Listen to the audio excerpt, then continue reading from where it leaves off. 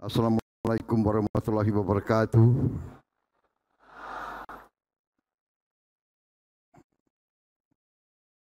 Selamat malam, salam sejahtera bagi kita sekalian. Shalom, salve, om swastiastu, nama budaya, salam kebajikan. Pertama-tama, sebagai insan yang bertakwa, marilah kita tidak henti-hentinya memanjatkan puji syukur kehadirat Allah Subhanahu wa taala, Tuhan Maha Kuasa, Tuhan Maha Besar yang memiliki sekalian alam. Hanya kepadanya lah kita berdoa dan hanya kepadanya lah kita meminta pertolongan. Kita bersyukur atas segala karunia yang diberikan kepada bangsa kita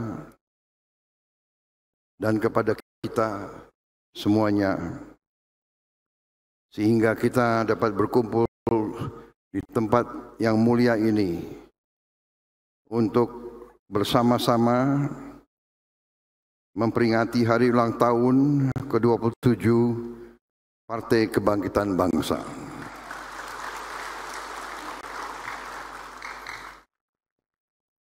Yang saya hormati Wakil Presiden Republik Indonesia Saudara Gibran Rakabuming Raka, yang saya hormati dan saya muliakan Wakil Presiden ke-13 Republik Indonesia sekaligus Ketua Dewan Syuro Partai Kebangkitan Bangsa, Bapak Kiai Haji Profesor Dr. Ma'ruf Amin.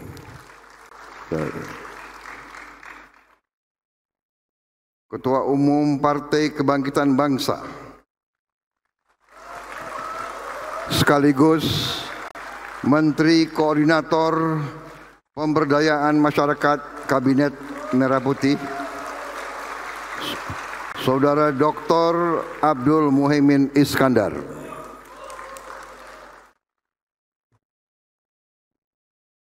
Ketua Dewan Pembina Perempuan Bangsa PKB, Hajah Rustini Muhaimin Iskandar.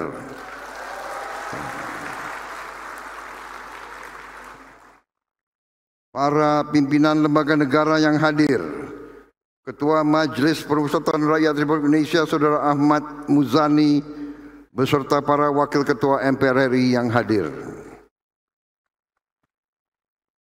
Ketua Dewan Perwakilan Rakyat Republik Indonesia Saudari Puan Maharani beserta para wakil ketua DPR RI. Ketua Dewan Perwakilan Daerah Republik Indonesia Saudara Sultan Najamuddin beserta para wakil ketua DPD RI. Para pimpinan partai politik yang hadir, Ketua Umum Partai Golongan Karya Saudara Bahlil Lahadalia,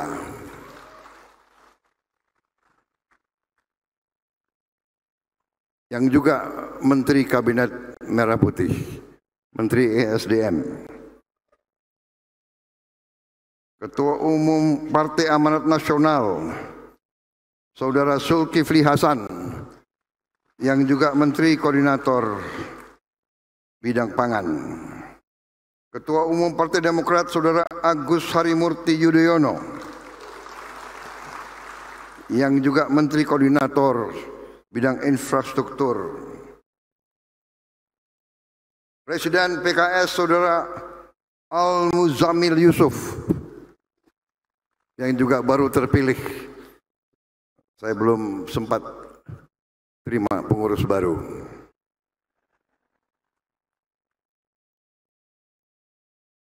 PLT Ketua Umum PPP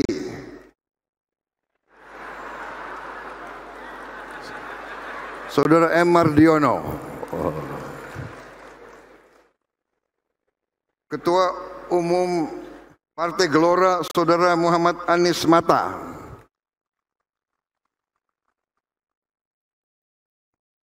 yang juga Wakil Menteri Luar Negeri, Ketua Umum Partai Solidaritas Indonesia, Saudara Kaisang Pangarep,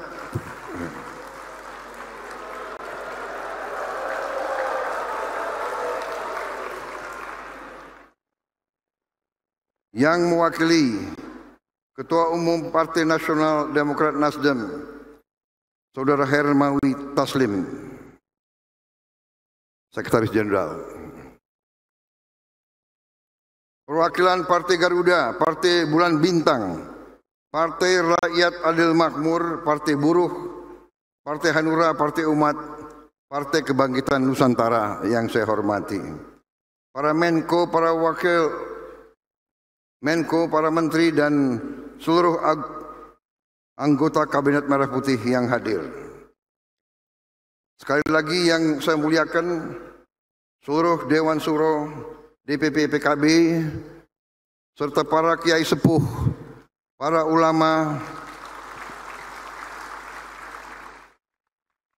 para ibu-ibu nyai Partai Kebangkitan Bangsa, juga Kiai Haji Said Agil Siroj, dan tokoh-tokoh PKB lainnya yang tidak dapat saya sebutkan satu persatu tanpa mengurangi rasa hormat. Yang saya banggakan seluruh pengurus DPW, pengurus DPC, seluruh kader Partai Kebangkitan Bangsa dimanapun saudara berada.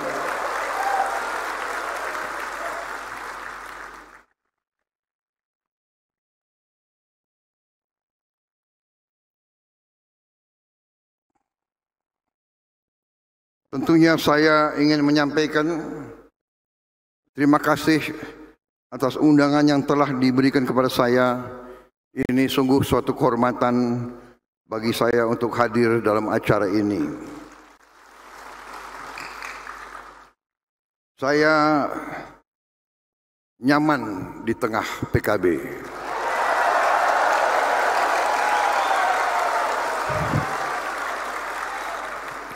Saya nyaman di tengah Nahdlatul Ulama.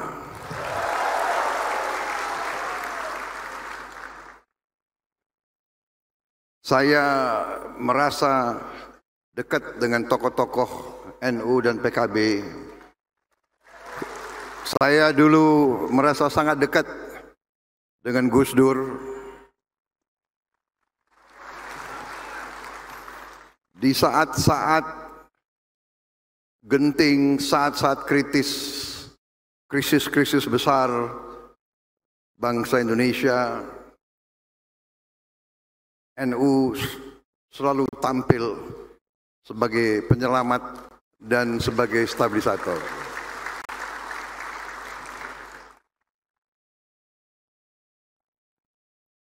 Karena itu juga dengan sikap Nahdlatul Ulama, PKB,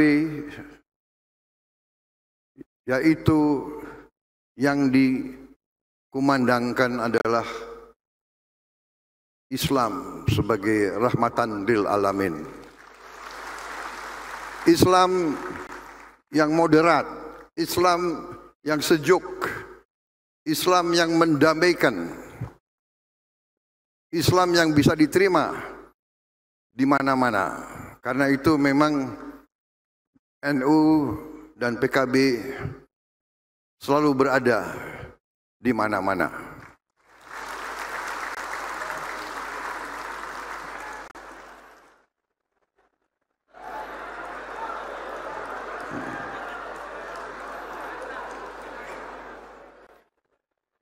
Saudara-saudara sekalian, terima kasih.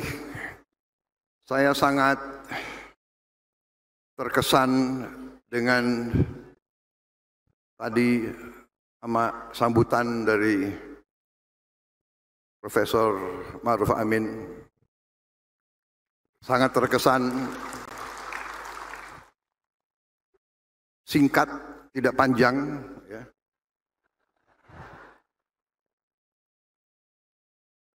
Tapi sangat esensial, sangat substansial, sangat kena kepada inti masalah.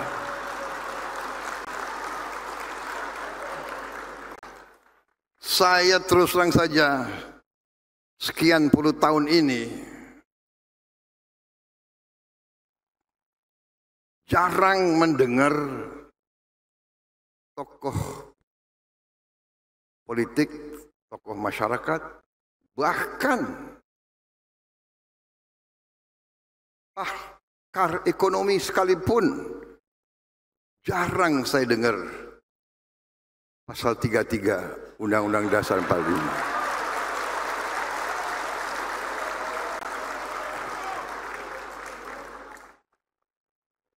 Seolah-olah pasal 33 itu tidak pernah ada dalam Undang-Undang Dasar 45.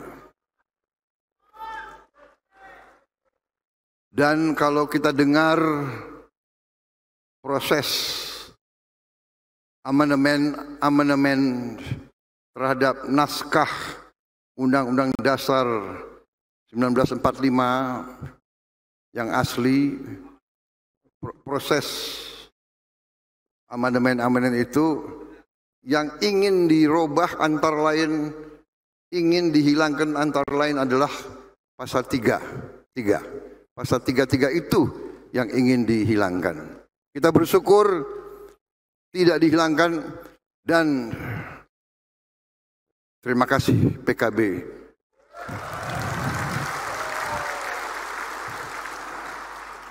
Ini masalah yang mendasar. Ini masalah yang mendasar. Pasal 33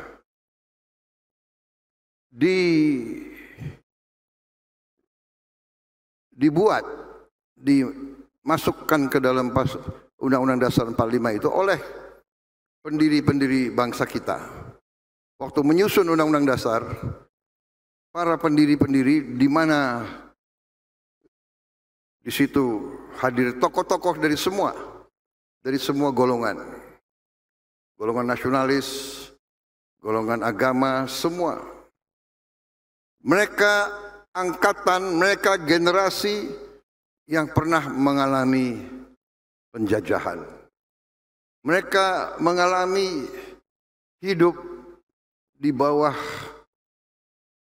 kolonialisme, di bawah imperialisme.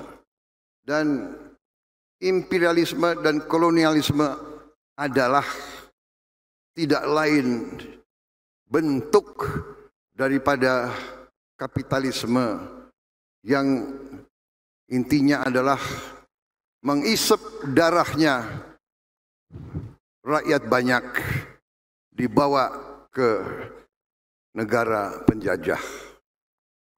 Ini esensinya.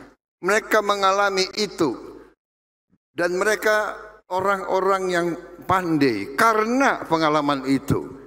Dan karena itu waktu menyusun undang-undang negara, undang-undang dasar negara, mereka tidak mau dijajah kembali.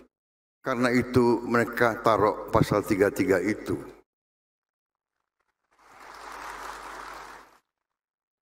Pasal 33 kalau kita simak, ya, sebetulnya sederhana, tapi menggariskan apa yang akan mengamankan dan menyelamatkan negara.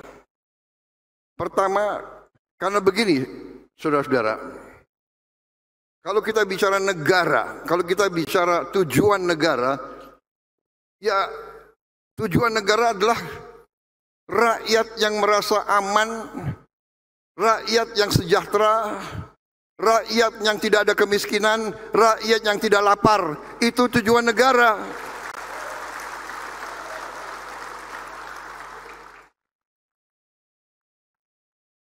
Demokrasi penting. Demokrasi yang formal, demokrasi yang normatif, tapi rakyat tidak punya rumah yang baik, rakyat yang lapar, anak-anak yang stunting, mereka yang tidak bisa cari pekerjaan ini bukan tujuan bernegara bagi saya dan bagi semua orang yang waras.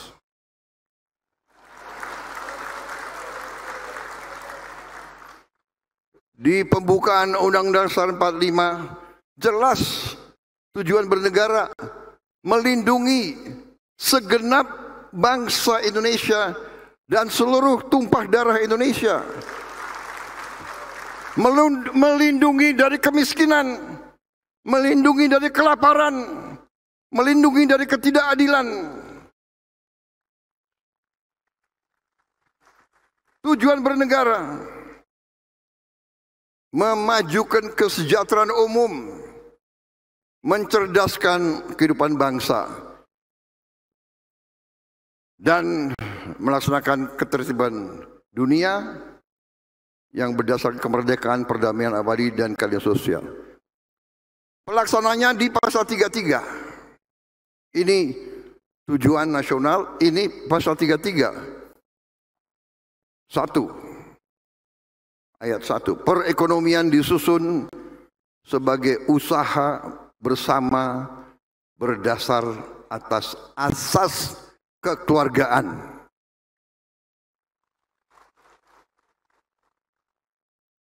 Kekeluargaan bukan azas konglomerasi.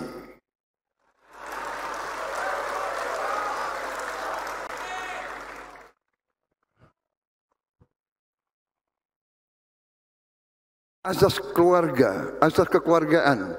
Ya, seluruh bangsa Indonesia kita harus diperlakukan sebagai keluarga.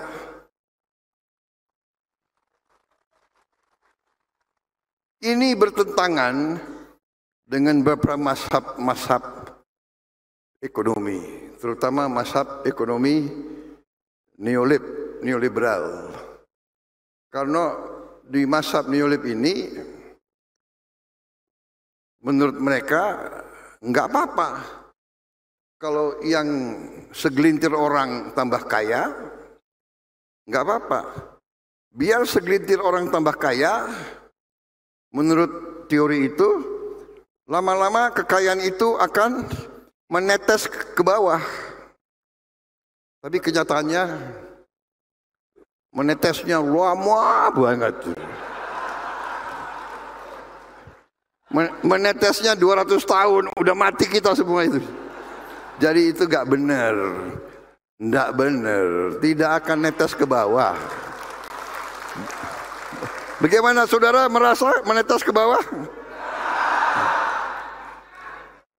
Setetes pun enggak ya? Saudara-saudara, jadi kita diakal-akalin. Jadi saya terima kasih Pak Kiai. Hari ini sebetulnya saya nggak mau pidato panjang-panjang. Bener. Saya hari ini sudah berapa kali pidato. Pagi ini pelantikan perwira. Habis itu ketemu pengusaha-pengusaha asing. Kemudian launching logo. Sebelumnya ketemu pimpinan MPR RI. Malam undangan PKB lagi. Aduh.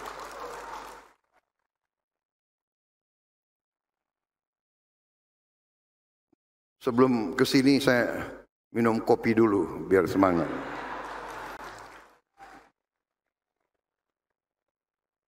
Ini staf saya nggak benar ini, nggak benar.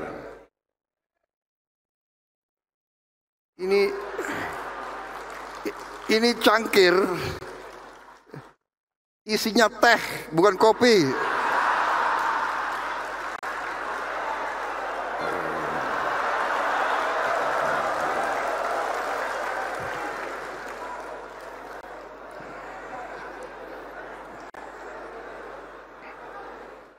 Kopi itu senjata rahasia saya. Kalau Kalau saya minum kopi, saya jadi pinter. Brengsek.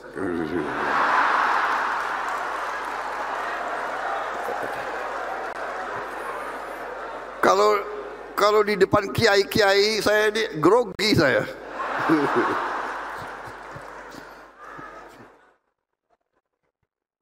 Saudara-saudara, pasal 33 ini senjata pamungkas. Ayat 2. Cabang-cabang produksi yang penting bagi negara dan yang menguasai hajat hidup orang banyak dikuasai oleh negara.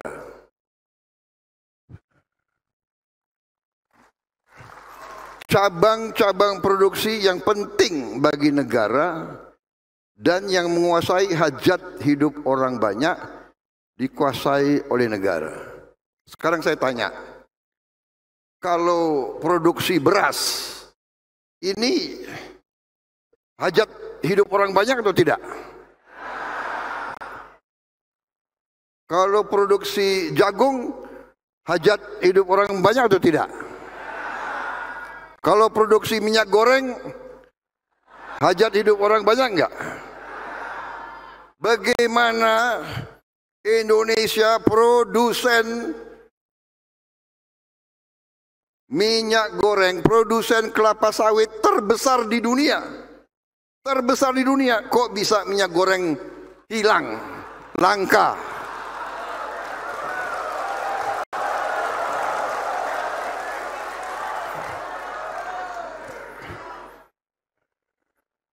Jadi saudara-saudara, ini saya sampai cari-cari mazhab bisnis apa, mazhab ekonomi apa ini. Produsen kelapa sawit terbesar di dunia, tapi di negara sendiri minyak goreng hilang. Ini adalah menurut saya kurang ajar.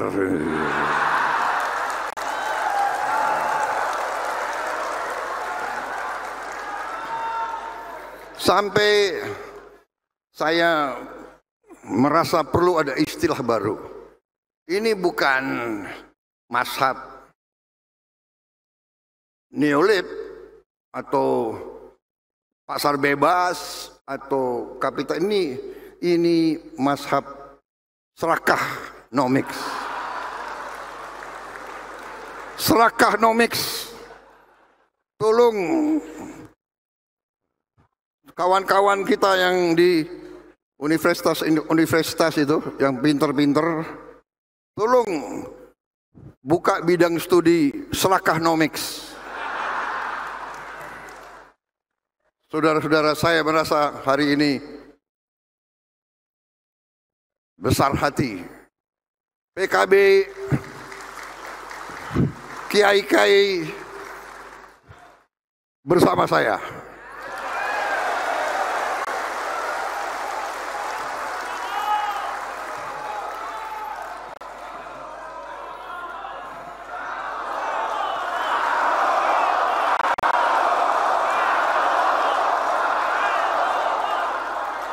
Karena mereka penghanut mazhab serakanomics, ini bandel-bandel. Ada wartawan nggak boleh ngomong. Presiden harus bicara sopan-sopan. Tapi karena PKB dan NU ya harus bawah, ya kan? Benar nggak? Kalian ngerti bahasa rakyat, bahasa jalan kalian ngerti, ya kan? Kalau saya bicara bahasa akademis, ya. Saudara-saudara sekalian, perkembangan ekonomi kita penuh dengan Anomali, anomali.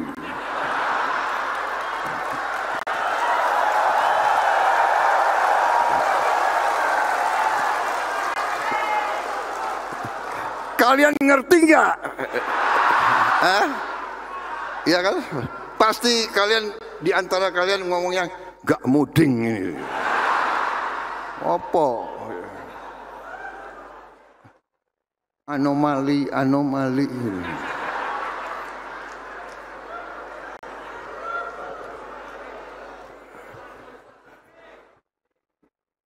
Nyuri, gitu loh. Nggarong, kalian ngerti kan? Ngerampok.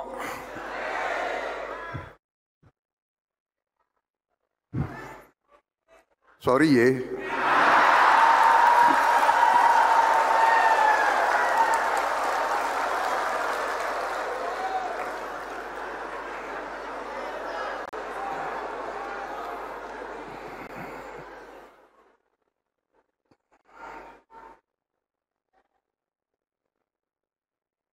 Saya suka dengan filosofi NU. NU tidak kemana-mana, tapi NU ada di mana-mana.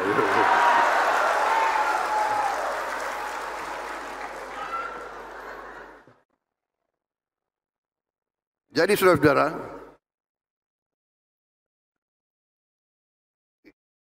sama dengan beras. Bayangkan ya, beras kita subsidi benih, kita subsidi pupuk. Pabrik pupuk milik rakyat, milik negara. Pestisida disubsidi. Waduk-waduk dibangun oleh uang rakyat. Ya, irigasi-irigasi dibangun oleh uang rakyat. Beras, alat-alatnya pakai bahan bakar disubsidi oleh rakyat. Begitu sudah digiling jadi beras, ya, itu paket diganti. Beras yang disubsidi ini yang ditempel katanya beras premium, harganya tambah 5.000, 6.000. Ini menurut saudara benar atau tidak?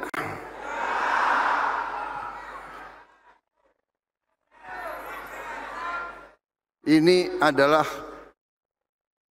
pidana.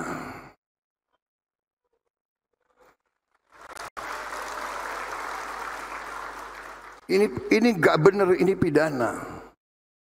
Yang saya katakan kurang ajar. Serakah. Nggak ada. Dorongannya adalah saya dapat laporan 1 tahun dengan permainan ini, ya, beras biasa diganti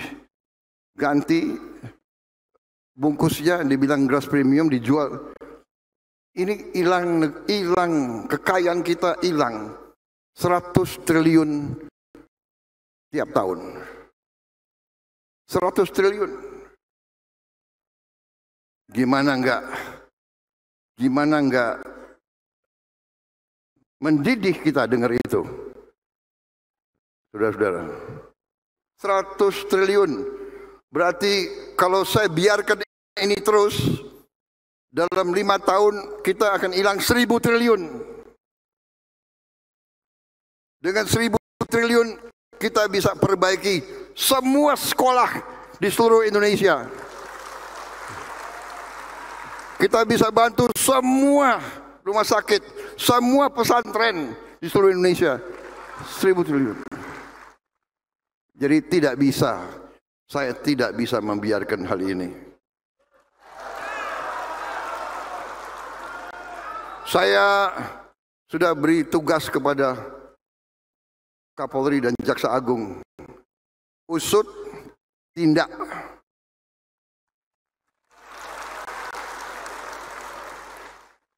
Usut, tindak, sita. Karena Undang-Undang Dasar 45 pasal 33.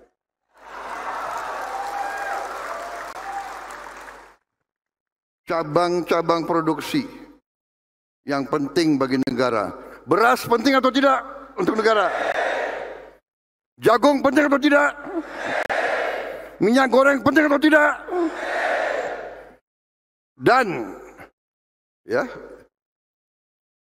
yang menguasai hajat hidup orang banyak dikuasai negara. Sorry ya, ini bukan pikiran Prabowo, ini bukan maunya Prabowo, ini perintah Undang-Undang Dasar 45.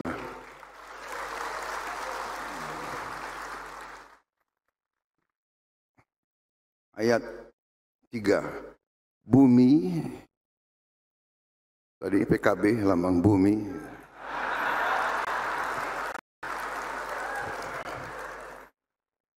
Dan air dan kekayaan alam yang terkandung di dalamnya dikuasai oleh negara dan dipergunakan untuk sebesar-besar kemakmuran rakyat.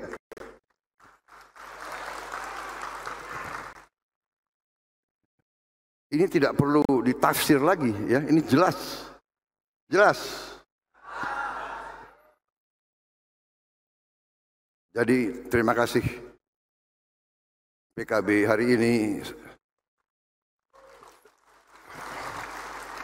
yang dilakukan oleh Ketua Dewan Syuro PKB dan Ketua Umum PKB yang dilakukan malam ini adalah suntik keberanian kepada saya.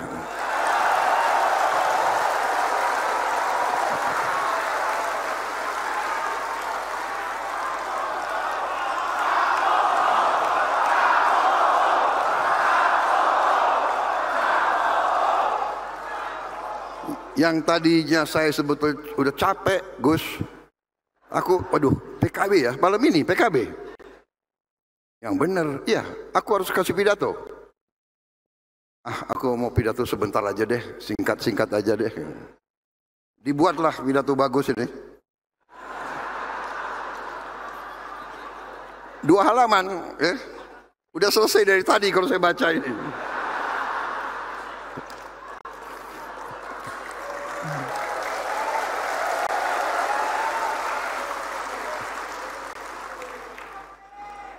Tapi karena melihat kalian-kalian ini ya terpaksalah saya. Apalagi udah disuntik keberanian itu ya.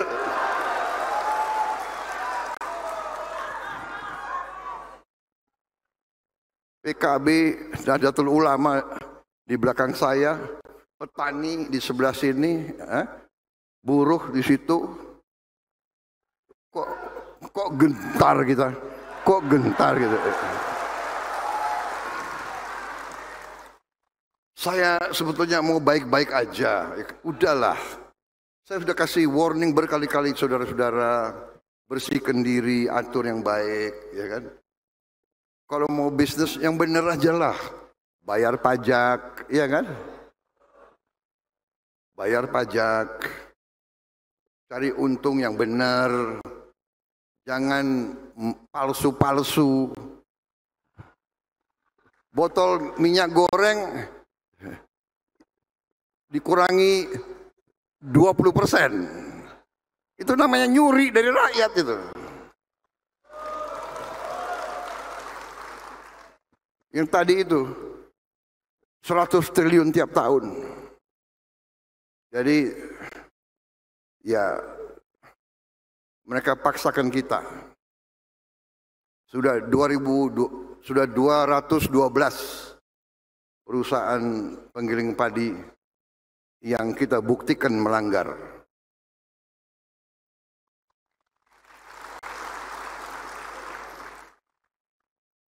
Ini mereka sendiri sudah mengakui. Karena dibawa ke laboratorium, diperiksa. Ya ini mereka harus kembalikan uang yang mereka nikmati dengan tidak benar. Kalau bisa kembalikan 100 triliun ya kita mungkin bisa sedikit meringankan Saudara-saudara,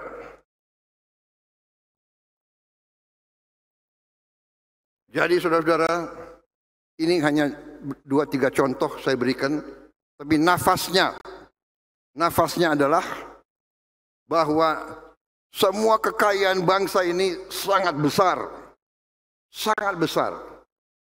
dan sudah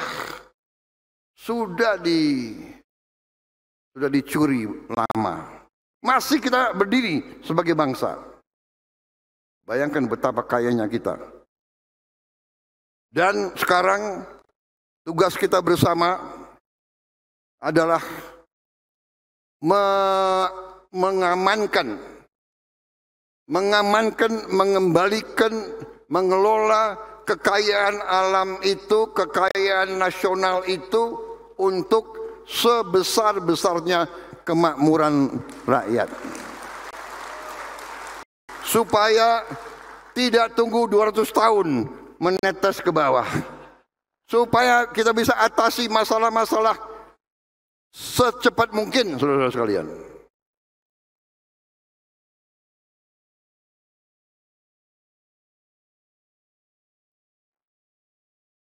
Saudara-saudara, saya kemarin dari Solo ke Klaten. Dari Solo ke Klaten, di pinggir jalan, anak-anak sekolah semua, guru-guru semua, rakyat keluar dari rumah. Saya pikir ini kan sudah bukan kampanye lagi. Tapi sudah, mereka berdiri berjam-jam, saya keluar dari kendaraan saya buka, saya berdiri di atas. Saya berdiri di atas, saya dengar anak-anak itu, anak-anak teriak, "Pak, makan bergizi, Pak." Saya lihat, "Sudah sekolahmu?" "Belum, Pak."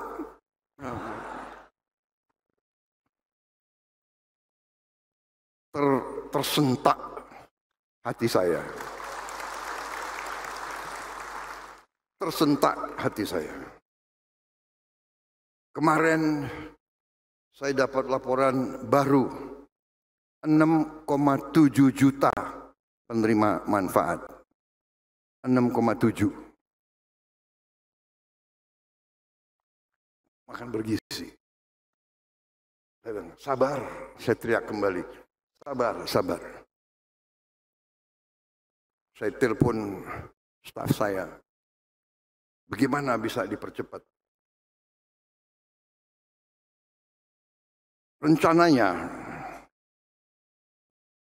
akhir Agustus baru kita akan mencapai 20 juta penerima manfaat. Akhir Agustus rencananya. Tapi saya minta, bagaimana caranya, pikirkan bagaimana kita bisa mempercepat. Mereka laporkan, "Pak, ternyata kita mungkin bisa mempercepat." Dan inilah yang saya titip sama staf-staf saya, kepala badan dan semuanya. Anak-anak itu sangat mengharapkan. Anak-anak itu faham bahwa tata kelola uang negara tidak bisa begitu saja. Tiap sen harus kita jaga. Berarti harus dilatih pengurus-pengurus dapur. Harus disiapkan. Mereka harus ditatar. Mereka harus mengerti cara mengelola uang.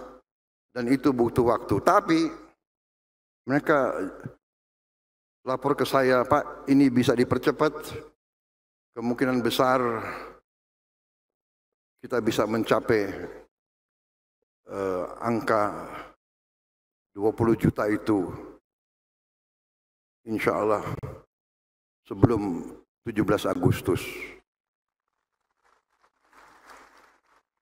Dan sesudah itu akan naik terus, dan kita berdoa, kita berharap bulan Desember tahun ini akan mencapai 82,9 juta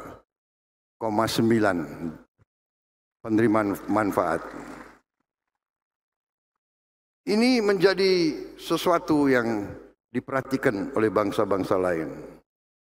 Waktu saya keluar negeri, banyak pemimpin bertanya dan bahkan banyak yang mengirim tim ke Indonesia belajar bagaimana kita mencapai hal ini. Karena saya diberitahu oleh mantan Presiden Brazil, mereka mencapai 40 juta anak penerima manfaat. Menurut mantan Presiden itu membutuhkan waktu 11 tahun. Jadi Indonesia ini sekarang ini banyak boneknya. Yang negara lain butuh 11 tahun, kita nekat. Kita tahun ini kita akan buktikan Indonesia bisa menghasilkan penerima manfaat 82,9 juta dalam 1 tahun. Tapi tentunya ini harus kita buktikan. Jadi mungkin akhir Desember atau awal Januari, mohon PKB undang saya lagi. Supaya apa yang saya bicara hari ini, saudara bisa tagih Desember 2025 atau Januari lah. Tapi saya percaya niat baik, ya, hati yang bersih, tujuan yang mulia, kita akan diberi jalan oleh Yang Maha Kuasa.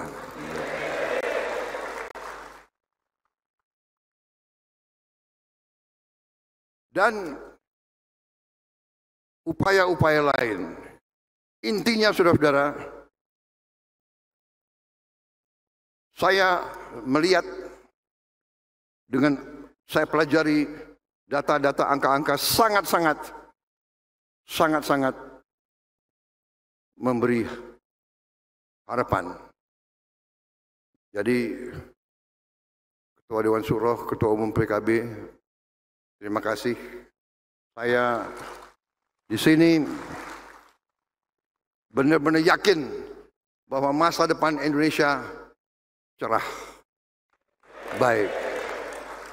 Tapi memang tadi disinggung, kuncinya adalah kita harus rukun. Kita harus kerjasama.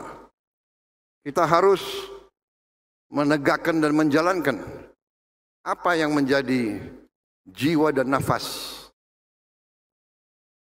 NU dan PKB, menjalankan rahmatan lil alamin. Berbakti, bermanfaat untuk semua. Ini kuncinya. Saudara-saudara, politik kita harus demikian. Politik kita pun harus rahmatan lil alamin. Partai-partai kita bersaing.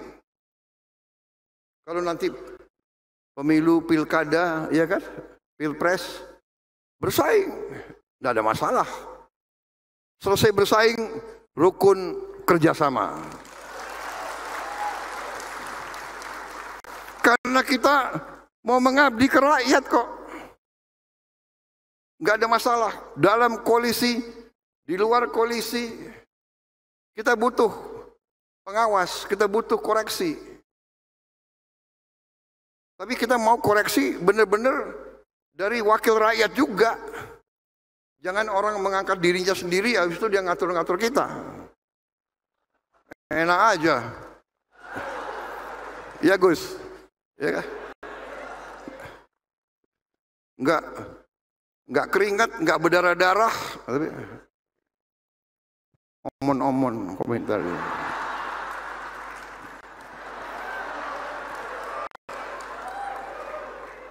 Tapi sudah jangan banyak wartawan. Cukup ya? Hah? Cukup. Oh, honornya kurang banyak tadi.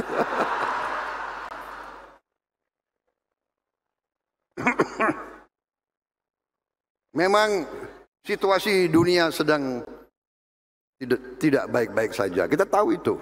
Perang di sini, wah. Tapi Indonesia memang berusaha menjaga. Kita non-blok, kita hormati semua. Ya. Kita baik. Di bidang ekonomi, tidak hanya kita, semua negara sedang menghadapi Amerika Serikat yang alot, punya garis alot. Tapi ya itu fakta. Kita harus berurusan. Dan pendekatan saya adalah, tanggung jawab saya adalah melindungi kepentingan bangsa Indonesia. Kewajiban saya adalah melindungi rakyat Indonesia. Dalam bidang ekonomi, saya harus menjaga asal tidak ada alasan untuk PHK pekerja-pekerja kita. Karena itu, ya, saya bermusyawarah, saya negosiasi.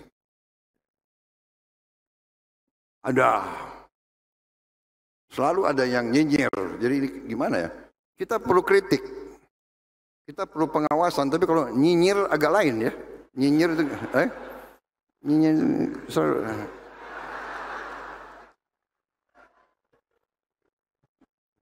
kita nggak ada yang benar gitu, ya kan?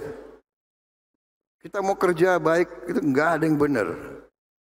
Makan bergizi gratis, di awal-awal bilangnya nggak ada gunanya makan bergizi gratis, ya kan? Malah ada yang dipertanyakan, mau makan bergizi gratis atau pendidikan gratis? Saudara-saudara,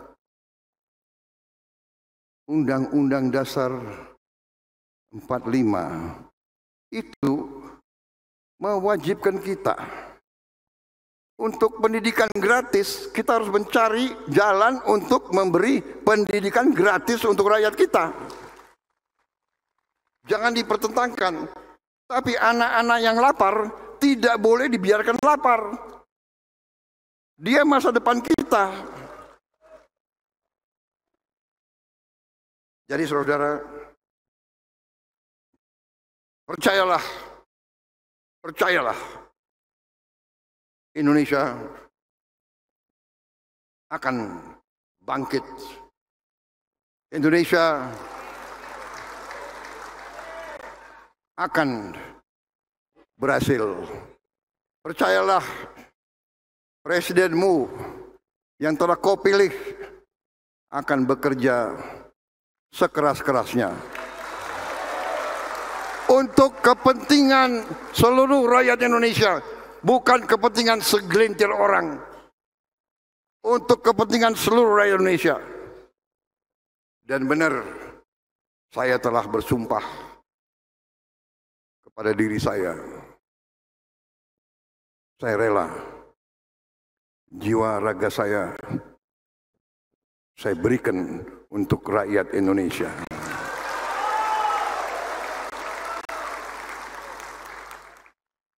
Saudara-saudara sekalian, terima kasih. Pernyataan sikap dari PKB. PKB jelas warnanya sekarang.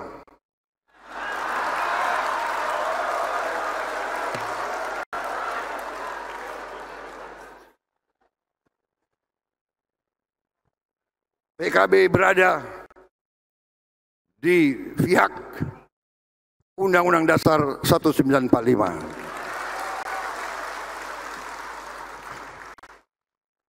Saya yakin semua ketua umum partai di sini, saya yakin tergerak oleh fatwanya Ketua Dewan Syuro. PKB.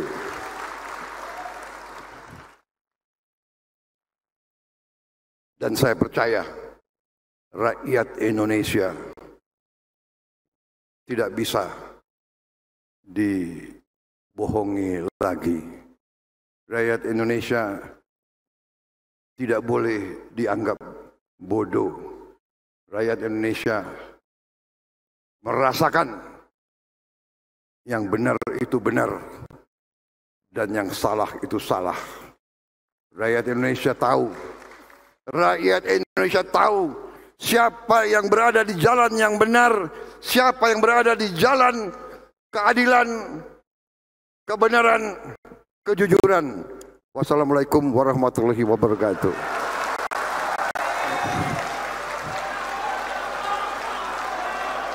Semoga PKB jaya selalu.